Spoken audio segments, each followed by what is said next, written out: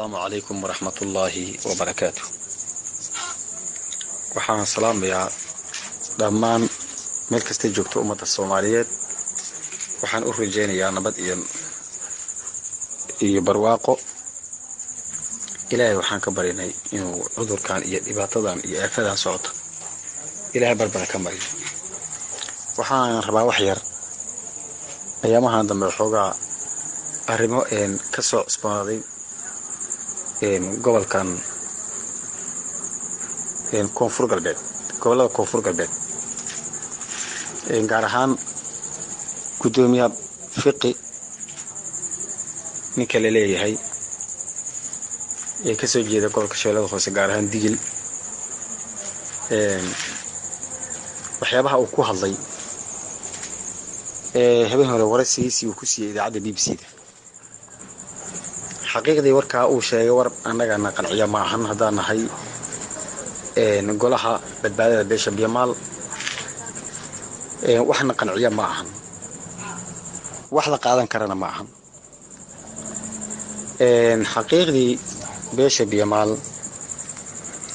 waxay wax ka soo dhistay oo wax ka leedahay koonfur galbeed maamulkii koonfur galbeed ee hadda ku shaqeeya Baydhabo xaqiiqdii sida la wada ogyahay maanta waxyaabaha lagu dhaqmayo beesha Biyamal wax sacbada lagu qarin kara ma aha xadgudubkii ugu xumaaba lagu dhaqmayaa saamigii lagu heshiiyay baa laga baxay wixii dadka ka dhaxeeyay wuxuu noqday wax loogu shaqeeyo labada gobol Bay iyo Bakool iyo beel kamid ah Shabeellada Hoose oo dadkii Shabeellada Hoose deganaana loo kala qabyaaladeynayo waa wax aanan hore loo arag waxaan dawladda federaalka ee Soomaaliya Maxamed Cabdullaahi Farmaajo iyo Xasan Cali Khayre iyo dhammaan inta wax garadkaaba aan u sheegaynaa waxa koonfur galbeed ka socda lagula dhaqmayo beelaha koonfur galbeed saami qaybsigii looga hadugsaday lagu xadgudbay inaan raalli ka ahayn raalli kama nihin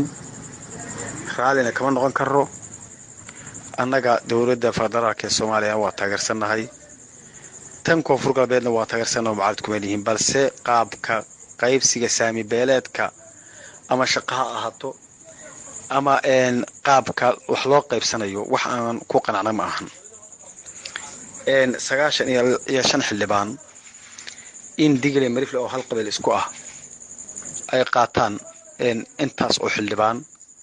ummadda kale ee la deganayna ay midabta kor ku sameeyaan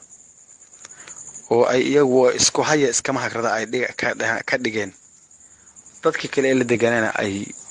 gaar ahaan waliba beesha Biyamal ay aad iyo aad ay ugu xadgudbeen oo xuquuqdoodina u qaateen tii shaqo iyo tii baarlamaan iyo tii wax walba u qaateen haddana tii lagu heshiiyay markii dawladda federaalka la dhisay koonfur galbeed saami beeleedka lagu qaybsaday madaxweyne ku-xigeenkii haddana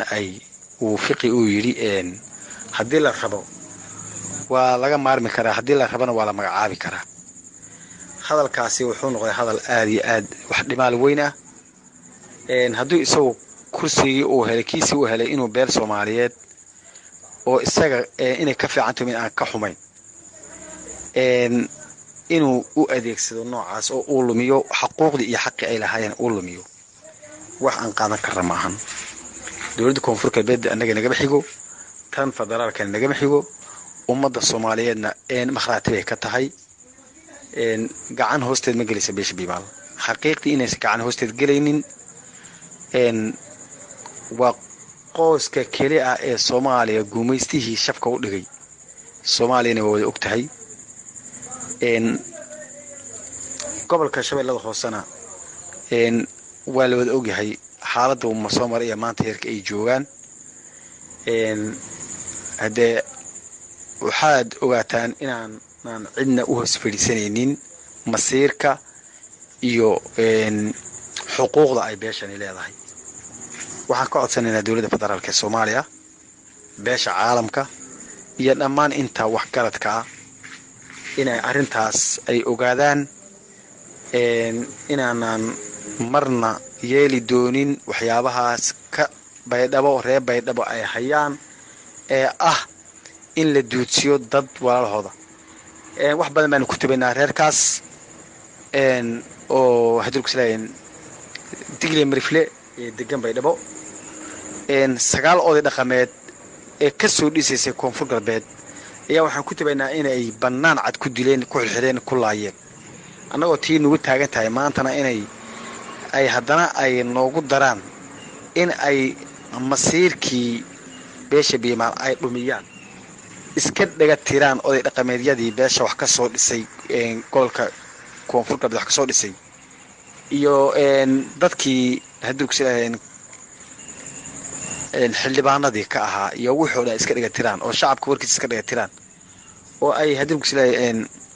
ay 6 sano hoosta ku haysteen haddana ay taagan yihiin isaga madaxweyne ku xigeen waa la laalayaa.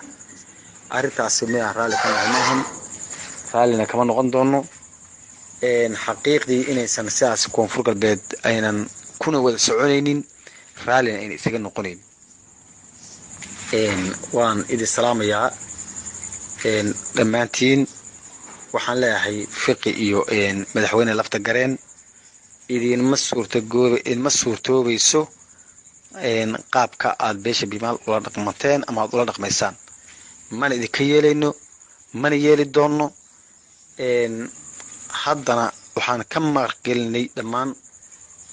dowladda federaalka iyo ummadda Soomaaliyeed marka ha ka ahaato inaanan marnaba aanan noo cuntamaynin waxa uu ku hadlay fiqi uu ku hadlay, marna inaysan noo cuntamaynin. kulley waxaan idin leeyahay halaga waan toobo xuquuqda ay beesha biimaal leedahayna bannaanka la iska dhigo. waan idin salaamayaa. assalaamu calaykum.